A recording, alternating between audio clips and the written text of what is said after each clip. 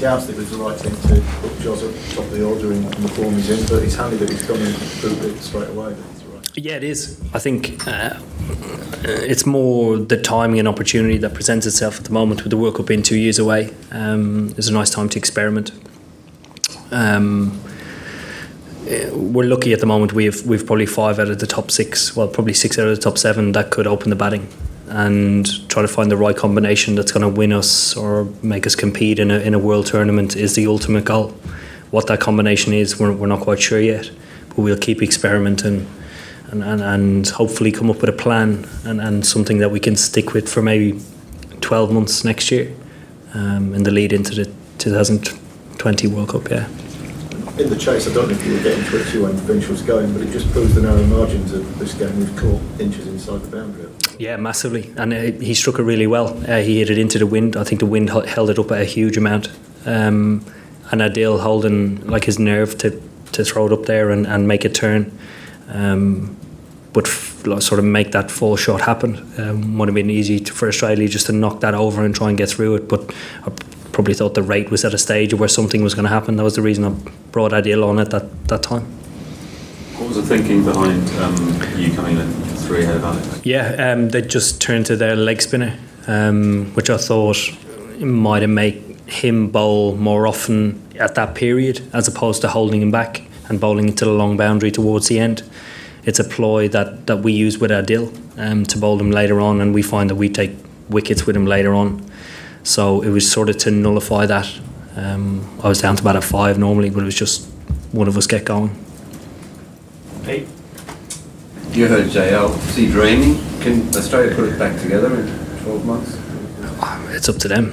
It's nothing to do with us. What was it that you guys did to turn around your short form cricket? In 2015 you were in a bad place, you turned around quite quickly. Yeah, I think getting a group of guys together to buy into the one thing that you're trying to do is probably key to it. Yeah, it's quite powerful. Well, presumably tomorrow morning mine turns to India, 6 games over 4 months against them. What different threats are they going to pose? How much tougher is that going to be? Yeah, I think it's going to be extremely tough. India across all formats are a very strong team, and the start of a big tour like this sort of makes your mouth water. It starts with T20 cricket and ends with 5 tests. I think it's going to be an awesome end to our finish to the back end of our summer, but it's going to be a huge challenge. It's one that I think is going to be really healthy for us, particularly in white ball cricket. Because it's going to be tough to beat them, and it's more than likely going to expose some of our weaknesses and test their consistency. So, your spinners have had great success in these 6 games. Do you think they can do exactly the same against India, who probably got a bit more pedigree playing spin than Australia? Yeah, I think it presents a different challenge, and it almost goes into tournament-based attitude against Asian teams. What do you do? Go with the 2 spinners? Or you do, like, there's a chance that Ben could be fit during particularly the one days.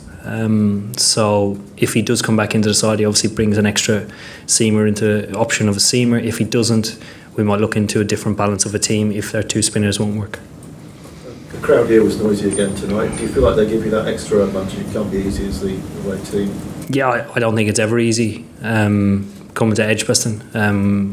The only time we've been on the other side of it was the Champions Trophy final. There was a big Indian crowd here, but the presence of the crowd certainly is a huge help, and definitely a home advantage tonight. John?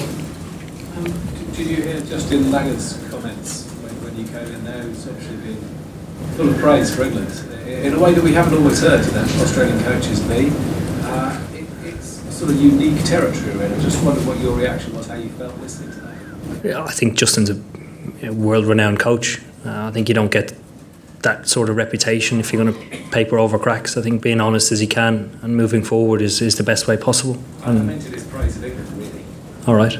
No, it's nice. Yeah, it is nice. Okay. Thanks, guys. Thank you.